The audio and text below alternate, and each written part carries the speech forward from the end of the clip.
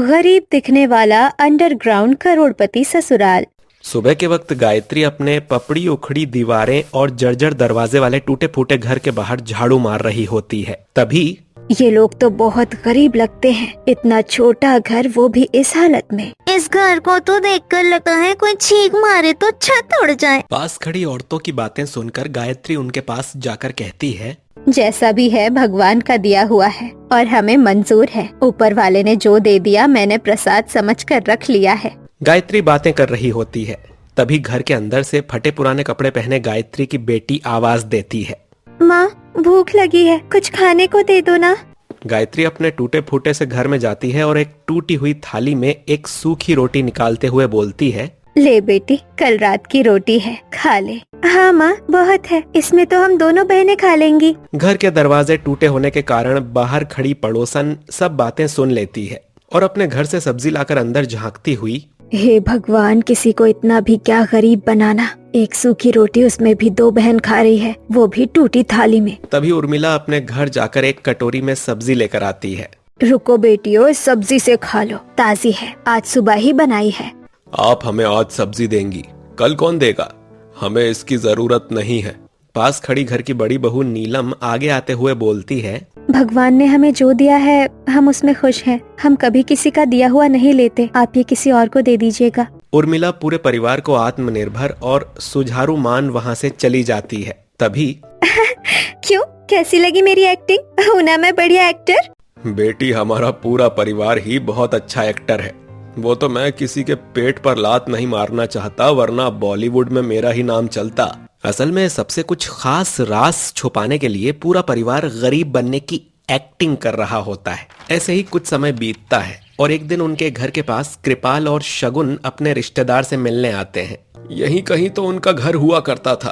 अभी कुछ दिन पहले ही तो आए थे हम लोग। आपसे पहले आपकी याददाश्त बूढ़ी हो गई है। 2 साल पहले आए थे आप। अरे किसी से रास्ता पूछ लीजिए। अरे ठहरो, तुम जरा मुझे देखने दो। कृपाल चारों तरफ अपनी नजरें दौड़ाते हुए गायत्री के घर पर आकर टिक जाता है। ऐसा टूटा फूटा घर, लगता है ये घर यहाँ के सबसे बड़े गरीबों का है।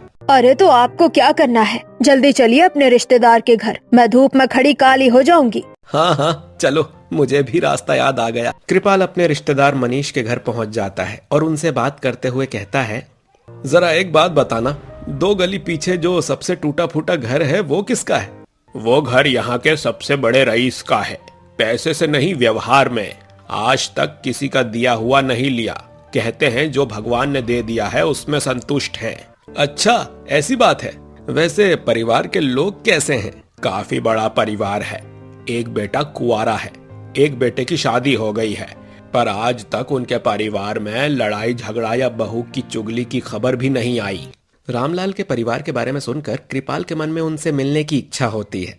मैं उनसे मिलना चाहता हूँ, चलो मेरे साथ। कृपाल मनीष को लेकर रामलाल के घर पहुँचता है और दरवाजा खटखटाते हुए कहता है, क्या हम अंदर आ सकते हैं? आप कौन, क्या काम है आपको?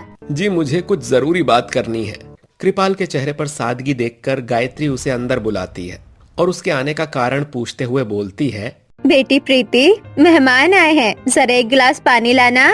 गायत्री की छोटी बेटी प्रीति कृपाल को पानी देती है। इतनी गरीबी होने के बावजूद अपनी सेवा सत्कार देखते हुए कृपाल, मैं अपनी बेटी की शादी आपके छोटे बेटे से करवाना चाहता हूँ।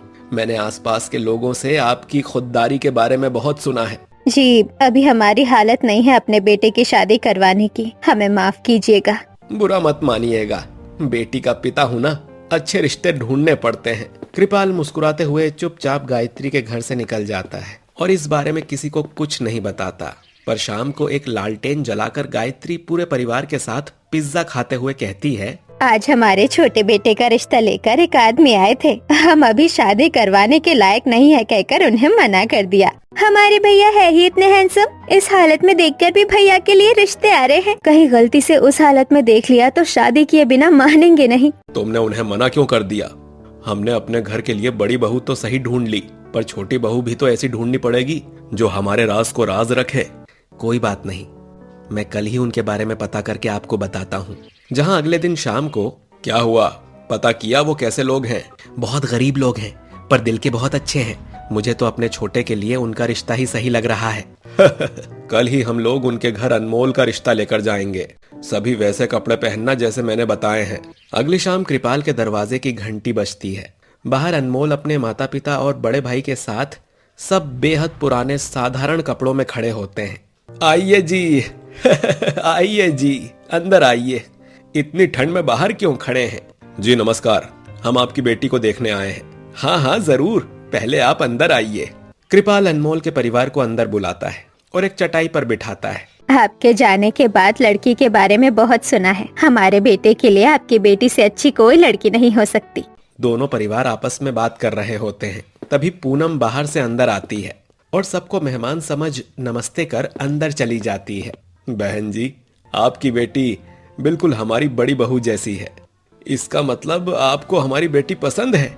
बिल्कुल पसंद है। हम आपसे रिश्ता जोड़ने के लिए तैयार हैं। हम दहेज नहीं लेंगे, पर हम कोशिश करेंगे बहू को कोई कमी महसूस ना हो। दोनों परिवारों की रजामंदी से कुछ दिनों बाद शादी का दिन रखा जाता है। अनमोल के परिवार वाले पुराने कपड़े में अपने बेटे की शादी करवाते हैं, जिसे देख लोग बातें बनाना शुरू करते हैं। अरे ये तो बहुत गरीब घर का लड़का लग रहा है। लड़की की जिंदगी इसके बाप ने तो कठिन कर दी। दहेज ना देना पड़े शायद इसलिए बेटी को ऐसे घर में भेज रहे हैं। बिना किसी भीड़ भाड़ के बहुत आसान तरीके से शादी पूरी होती है। बारात ससुराल पहुंचती है। पूनम गृह प्रवेश के लिए घर के बाहर खड़ी है। वो घर की जर्जर हालत और टूटे दरवाजे को देखते हुए सोच में पड़ जाती है। हे भगवान, कहीं 2 वक्त की रोटी मुश्किल मत करवा देना। इनके तो घर के दरवाजे भी टूटे हुए हैं। जिनके दरवाजे टूटे हैं उनके घर में क्या ही होगा। बहू, अपने दाहिने पैर से कलश गिराकर गृह प्रवेश करो। पूनम गृह प्रवेश करती है और घर के अंदर जाकर चारों तरफ नजरें दौड़ा रही होती है कि तभी क्या देख रही है बहू? हम गरीबों के पास यही है तुम्हें देने के लिए। भगवान ने मुझे जो दिया है मैं उसी में संतुष्ट हूँ। मेरी शादी पक्की होते ही मैंने आपको ही अपना परिवार मान लिया था। ऐसे ही पूनम का गृह प्रवेश पूरा होता है, जहाँ पूरा परिवार जमीन पर एक बिस्तर और एक चद्दर में सो रहे होते हैं। कोई इतना गरीब नहीं हो सकता है कि अपने भाई बेटे की शादी में एक अच्छा कपड़ा ना पहन सके। कुछ तो बात जरूर है। शादी से थकी हुई पूनम अपने ससुराल के बारे में सोचते हुए तुरंत सो जाती है, पर वो नहीं जानती थी कि जिस परिवार को पूरा शहर गरीब समझता है वो असल में शहर का छुपा अंडरग्राउंड करोड़पति ससुराल है। ऐसे ही अगले दिन घर के बाहर ये लोग आज अपनी बहू को पहली रसोई में क्या बनाने कहेंगे? सूखी रोटी? जो भी कहेंगे तुम्हें नहीं बनाना है, उनके घर का निजी मामला है। बहू, आज पड़ोसियों में इसी बात की चर्चा है कि हम नई बहू से पहली रसोई में क्या बनवाएंगे। बताइए ना माँ जी, क्या बनाना है? मैं भी बना दूंगी। मैं थोड़े से खीर के चावल और दूध लाई हूँ, इसकी खीर बना दे। मैं बस 2 मिनट में बना दूंगी। पूनम कमरे में चारों तरफ नजरें दौड़ाती है। कहीं गैस चूल्हा न दिखने पर वो अपनी सास से पूछते हुए, माँ जी, गैस चूल्हा कहाँ है? खीर किस पर बनाऊंगी? हमारे घर में गैस चूल्हा नहीं है। हम मिट्टी के चूल्हे पर लकड़ी जलाकर खाना बनाते हैं। हमारे घर में गैस चूल्हा नहीं है, पर आजकल तो सभी के घर में गैस चूल्हा होता है। माफ करना बहू, तुम्हें चूल्हा फूकना पड़ेगा। कोई बात नहीं माँ जी, अपने घर में ही तो चूल्हा फूकना है, दूसरे के घर में थोड़ी। प्रीति, पायल, तुम बस मुझे चूल्हा लकड़ी कहाँ है ये बताओ। पूनम मिट्टी के चूल्हे पर लकड़ी से खीर बनाने लगती है और खीर बनाते हुए, वाह भगवान, क्या आशीर्वाद दिया। गैस चूल्हे से सीधा लकड़ी के चूल्हे पर भेज दिया। पूनम खांसते खांसते मिट्टी के चूल्हे पर खीर बनाती है और पूरे घर को खीर खिलाकर अपनी पहली रसोई की रस्म को पूरी करती है।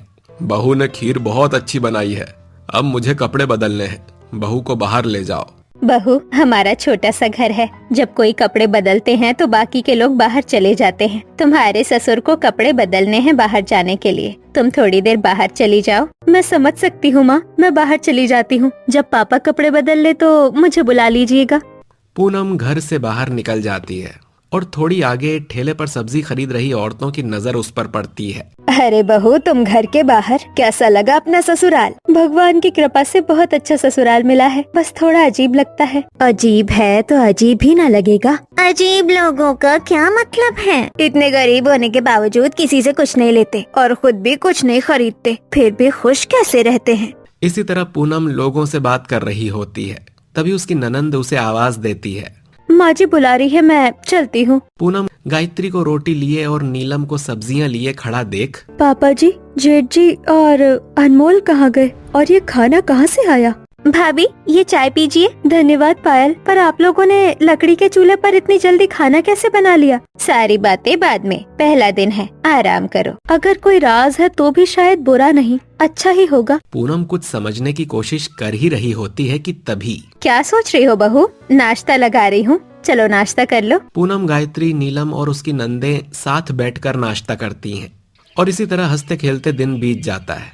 और रात को खाना खाते हुए परिवार का माहौल इतना अच्छा होता है कि पूनम थोड़ा रिलैक्स होकर कहती है, आप लोग बहुत ही अच्छे हैं, आप लोग मेरा बहुत ख्याल रख रहे हैं। पूरा दिन बीत गया और मुझे अपने घर की याद अब तक नहीं आई। तभी रामलाल पूनम की तरफ देखते हुए कहते हैं, छोटी बहू, हम गरीब हैं, यहाँ गरीबी है, लेकिन हमारे परिवार में प्यार बहुत है। हम यही कोशिश और उम्मीद करेंगे कि तुम आराम से अपने इस नए घर में रह सको। जी पिताजी। खाना खत्म होने के बाद सब अपने अपने काम में लगते हैं और पूनम अकेली एक कोने में बैठी सोच रही होती है, अगर ये लोग इतने गरीब हैं तो ये लोग किसी से कोई सामान क्यों नहीं लेते हैं? और अगर सामान नहीं लेते तो इनके पास सामान कहाँ से आता है? और सुबह इतनी जल्दी माँ जी ने खाना कैसे बना लिया? और बिना पढ़े लिखे ये लोग इतना अच्छा व्यवहार कैसे करते हैं? पूनम कोने में बैठी सारी बातें सोच ही रही होती है कि तभी एक और अजीब घटना होती है। अनमोल का बड़ा भाई आकाश अचानक परेशान चेहरे में घर आता है।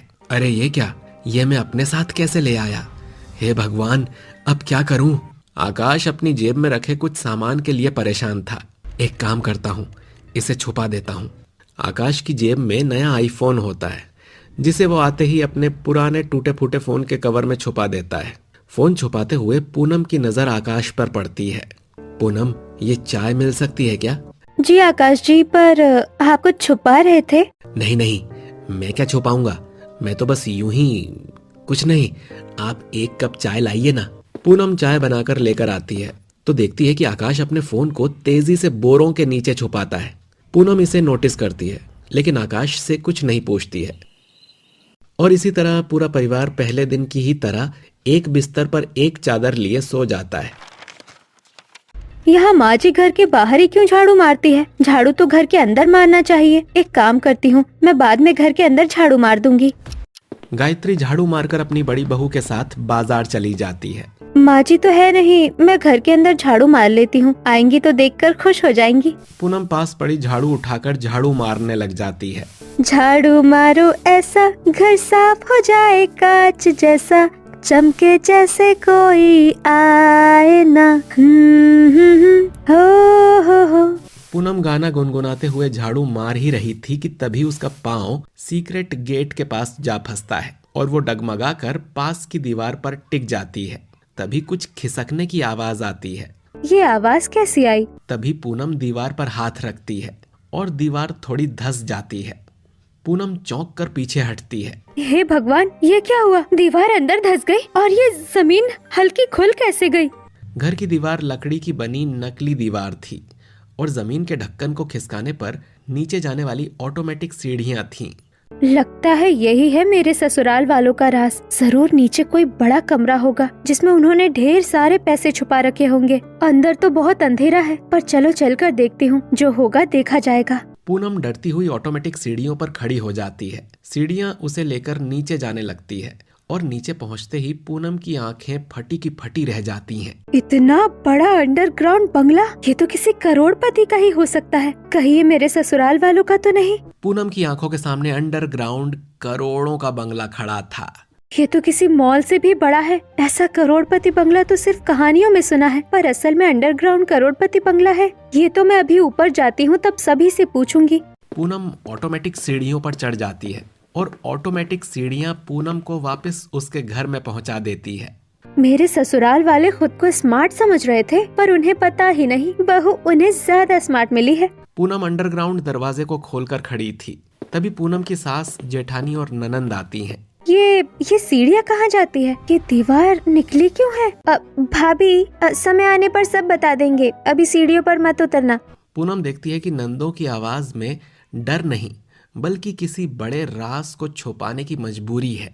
हमारा घर जैसा दिखता है वैसा है नहीं, लेकिन यहाँ कोई गलत काम नहीं होता। पर मैं तो अंदर जाकर आ गई, नीचे एक बहुत बड़ा अंडरग्राउंड करोड़पति बंगला है। अरे अब क्या बहू पूरे मोहल्ले को बताएगी? थोड़ा धीरे बोल। मुझे अभी सारा सच बताइए, कौन है आप लोग क्या करते हैं और ये अंडरग्राउंड बंगला क्यों बनवाया है? बहू जब तुझे आधी सच्चाई पता चल गई है तो पूरी सच्चाई आज रात हम तुझे बता देंगे।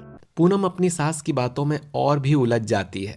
समय जल्दी बीत जाता है और शाम को घर के सभी मर्द भी आ जाते हैं। एक बात पूछूं, तुम लोग इतने गरीब क्यों दिखते हो जबकि सच कुछ और है? अनमोल कुछ सेकंड खामोश रहता, फिर वो पूनम का हाथ पकड़कर धीरे से कहता है, मैं वादा करता हूँ तुम्हें कोई बुरा सच नहीं मिलेगा, बस थोड़ा समय दो, हमारी असलियत तुम्हें रात को पता चल जाएगी।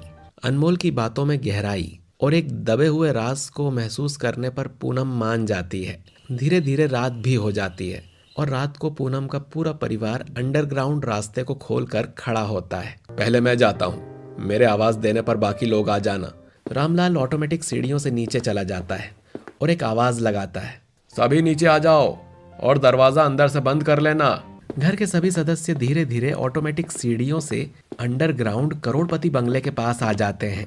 बहू यही है वो राज जो हमने कई सालों से जमाने से छुपा रखा है। इसका मतलब आप लोग गरीब नहीं है और ऊपर जो घर है वो दिखावे का है। बहू हम लोग गरीब नहीं करोड़पति खानदान से हैं, पर अपने जुआरी भाई की वजह से मुझे अपनी संपत्ति को छुपा कर रखना पड़ता है। आपका एक भाई भी है, यानी कि मेरे चाचा ससुर? नाम मत लो उसका, वो तुम्हारा चाचा ससुर नहीं है। उसी की वजह से आज हमारी आधी प्रॉपर्टी बर्बाद हो गई। दरअसल रामलाल अपने छोटे भाई जिसे शराब, जुए और कई बुरी आदतें थीं, उसकी बातें याद कर पूनम को बताते हैं कि किस तरह उनके छोटे भाई ने उनकी आधी संपत्ति जुए में उजाड़ दी थी। रामलाल की ऊंची आवाज से पूनम डर जाती है। पूनम को डरा देख रामलाल हंसते हुए कहता है, अरे बहू तू क्यों डर रही है? तुझे पता है एक समय में मेरा भाई नशे की हालत में अपनी सारी संपत्ति कसीनो में हार आया।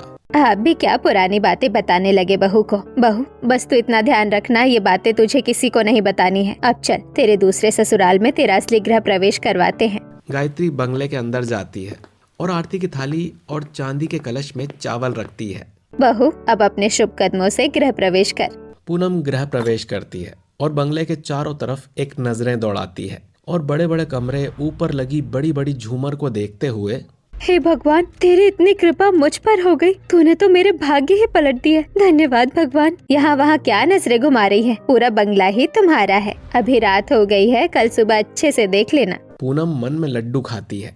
अनमोल के साथ अपने कमरे में जाती है जहाँ बड़े बड़े वार्डरूम, मखमली बिस्तर पर लेटकर खुश होते हुए बोलती है, ये कमरा मेरा है? मुझे तो यकीन नहीं होता। यकीन नहीं होता तो यकीन करो, ये सब कुछ आज से तुम्हारा ही है। और सो जाओ।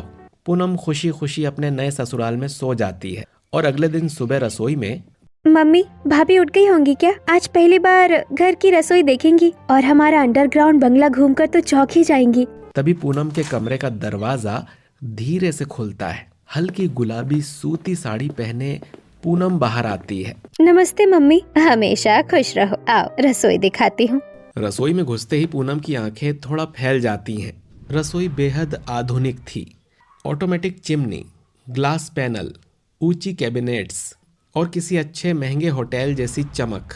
ये सब बाहर से तो ऐसा नहीं लगता था। हम लोग बाहर से ज्यादा दिखावा नहीं करते भाभी। गायत्री चाय बनाकर ट्रे सजाती है और पूनम को पकड़ाती है। ये पापा के लिए रख लो, उनकी चाय आज से हमेशा तुम देना। आज से ये तुम्हारी जिम्मेदारी। पूनम सिर हिलाती है, ट्रे पकड़ती है और धीरे धीरे ड्राइंग रूम की ओर बढ़ती है। रामलाल उसी सोफे पर बैठे होते हैं जहां वो हर सुबह अखबार और चाय के साथ दिन की शुरुआत करते हैं। पापा जी आपकी चाय। धन्यवाद बहू, तुम ठीक हो ना? घर में कोई दिक्कत तो नहीं है? नहीं पापा जी। उसी समय आकाश नीचे आता है। संभल कर, पापा जी की पहली चाय बनाना सबसे बड़ा एग्जाम होता है और अगर चाय कड़क निकली तो समझो फुल मार्क्स।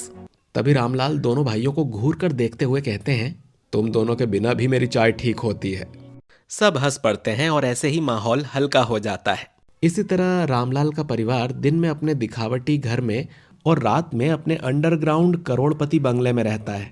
और एक सुबह पूरा परिवार अपने दिखावटी घर में बैठा होता है बहू, आज का दिन आराम से बिताओ। आज हम लोग अंडरग्राउंड घर के लिए सब्जियां लेने जा रहे हैं। जी मम्मी जी। तभी अपने अंडरग्राउंड घर में तैयार होकर ऑफिस जाने के लिए नीचे जा रहे रामलाल कहते हैं, बहू ये घर तुम्हारा भी है, जो कुछ भी तुम करोगी समझदारी से करना। दोपहर होते होते गायत्री अपनी बेटियों और जेठानी के साथ सब्जी लेने बाजार चली जाती है। भैया आलू 5 किलो दे दो और 2 किलो ये प्याज दे दो। गायत्री अपनी बेटी बहुओं के साथ सब्जी खरीद रही थी कि तभी उस पर रामलाल के जुआरी भाई की नजर पड़ जाती है। अरे ये तो भाभी है, इतना सारा सामान ले रही हैं। मुझे लगता था ये लोग मुझे झूठ बोलते हैं, अभी भी इनके पास पुरानी प्रॉपर्टी है। पायल, प्रीति, मैंने सब्जियां खरीद ली है, चलो बेटी घर चलते हैं। अशोक गायत्री की बातें सुन लेता है और उसका पीछा करते हुए उनके घर तक पहुंच जाता है। गायत्री घर में चली जाती है और अशोक छुपकर घर के अंदर झांकने लगता है। बहू हम आ गए, सामान बहुत ज्यादा है, इसे जल्दी अंडरग्राउंड बंगले में रख दे। हाँ देवरानी जी, जल्दी अंडरग्राउंड दरवाजा खोलिए। पूनम अंडरग्राउंड दरवाजा खोलती है और गरीब दिखने वाला पूरा परिवार अपने अंडरग्राउंड बंगले में चला जाता है। अच्छा तो ये है इनका घर, अब बस रात होने की देर है। जैसे ही रात होती है घर के सभी सदस्य अंडरग्राउंड बंगले में सोने चले जाते हैं, पर पूनम आज गरीब घर में सो रही होती है। आज तो मैं फिर से अमीर बन जाऊंगा, आज मुझे कोई रोक नहीं पाएगा, भगवान भी नहीं। अशोक रामलाल का लालची, चालाक और कर्ज में डूबा बड़ा भाई चुपके से दिखावटी घर में घुस जाता है। आखिर पकड़ ही लिया तुम लोगों का राज, करोड़ों में प्रॉपर्टी, अब ये सब मेरा होगा। अशोक धीरे से नीचे के गुप्त कमरे का दरवाजा खोलने ही वाला था कि तभी पीछे से पूनम उसे रोकती है। दरवाजा खोलकर क्या करोगे चाचा जी? अशोक चौंक कर पीछे मुड़ता है। पूनम उसकी चाल समझ चुकी थी, क्योंकि उसने कई दिनों से देखा था कि अशोक बार बार घर के आसपास घूम रहा था और कुछ ढूंढ रहा था। तू यहाँ क्या कर रही है? आपकी नजर हमेशा से इस घर की संपत्ति पर थी और इसी वजह से परिवार ने अपनी अमीरी छुपाई, लेकिन आज आप कुछ नहीं कर पाएंगे। आज तो भगवान भी इन्हें नहीं बचा पाएगा, तो तू क्या मुझे रोकेगी? अशोक जोरों से हंसते हुए पूनम पर हमला करता है। पूनम सावधानी से साइड हट जाती है। मुझे पकड़ना इतना भी आसान नहीं है, थोड़ी तो मेहनत आपको भी करनी पड़ेगी मुझे पकड़ने के लिए। रामलाल का जुआरी भाई अशोक दोबारा से चीखते हुए पूनम पर हमला करता है। इस बार पूनम अशोक के हाथों आ जाती है। अब देख मैं तेरा सिर कैसे फोड़ता हूँ। अशोक पूनम के सिर को दीवार में लड़ाने ही वाला था कि तभी पूनम अशोक को एक लात मारती है। अशोक जोरों से चीखने लगता है। तभी नीचे से अनमोल, पूनम की सास, रामलाल और बाकी परिवारजन ऊपर आ जाते हैं। सबके चेहरे पर चिंता और गुस्सा दोनों साथ झलक रहा था। अशोक, हमने तुम्हें हमेशा परिवार माना, लेकिन तुमने हमेशा धोखा दिया। तुम्हारी वजह से ही हमें बरसों से अपनी असली संपत्ति छुपा कर रखनी पड़ती है, ताकि तुम फिर से हमारी आधी संपत्ति जुए में ना उड़ा दो। अगर तुम्हें थोड़ी सी भी शर्म बची है तो यहाँ से वापस लौट जाओ। मैं वापस नहीं जाऊंगा, मुझे प्रॉपर्टी चाहिए। मैं इस तरह गरीबों की तरह यहाँ वहाँ नहीं घूम सकता। अगर मैं दर दर की ठोकरें खाऊंगा तो तुम्हें भी शांति से नहीं रहने दूंगा। तुम अमीरों की तरह रहो, ऐसा नहीं होने दूंगा। अशोक अपने मंसूबे में पूरी तरह असफल हो चुका था। पूरे परिवार की मौजूदगी में वो चुप हो गया। उसकी आंखों में डर था और परिवार वालों के गुस्से से डर कर वो गिड़गिड़ाते हुए कहता है, ठीक है, फिलहाल तो मैं चला जाता हूँ, पर लौट कर वापस आऊंगा और प्रॉपर्टी तुमसे छीन लूंगा। अशोक की बात खत्म होते ही दोनों भाई आगे बढ़ते हैं और अशोक को कंधे पर उठाकर अपने घर के बाहर फेंक देते हैं। चाचा, दोबारा इधर मत आ जाइएगा, वरना बाहर नहीं सीधे थाने में फेंक आऊंगा। अनमोल और आकाश अशोक को घर के बाहर फेंक देते हैं और खुद घर में आ जाते हैं। अगर पूनम समय पर आगे नहीं आती और अपनी जान खतरे में डालकर चाचा से लड़ाई नहीं करती तो आज हमारी प्रॉपर्टी खतरे में थी। पूनम आंखों में आंसू लिए अपने परिवार से कहती है, कोई चाचा जी को ये क्यों नहीं समझाता कि चोरी करके कुछ नहीं मिलता है, परिवार से दूर होना भी एक सजा है, पर अगर आप बदल जाए तो घर हमेशा आपका रहेगा। परिवार पूनम की बात सुनकर हैरान था। किसी ने सोचा भी नहीं था कि वो इतनी समझदारी से सोचने और बात करने वाली है। बेटी, तुमने आज इस घर को बचाया है, अब समझ आया। इसीलिए कहते हैं बहू घर की असली लक्ष्मी होती है। धीरे धीरे माहौल शांत हो जाता है और अशोक भी घर से जा चुका था और परिवार ने भी अपनी सुरक्षा और मजबूत कर ली थी। लेकिन एक बात सबके दिल में साफ हो गई तभी कि ये घर सिर्फ अमीर नहीं था, ये समझदार भी था और पूनम अब केवल बहू नहीं, इस परिवार की असली ढाल बन चुकी थी। तुम न होती तो आज हमारा सब कुछ खत्म हो जाता।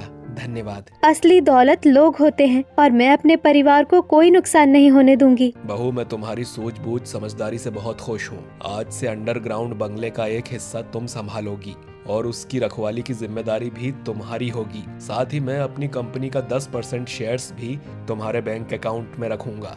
ये मेरी तरफ से तुम्हारे लिए शादी का गिफ्ट है। और इसी तरह अमीरी छुपाकर रखने वाला ये ससुराल अपनी सबसे बड़ी कमजोरी को अपनी सबसे बड़ी ताकत में बदल देता है, क्योंकि अब उनके पास पूनम थी जो परिवार की इज्जत और सुरक्षित भविष्य की रखवाली कर रही थी।